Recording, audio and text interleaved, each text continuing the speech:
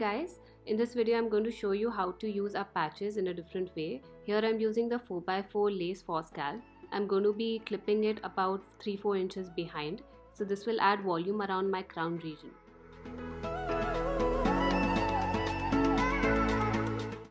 So using our patches, any hairstyle is possible. I'm going to demonstrate a few of them to you.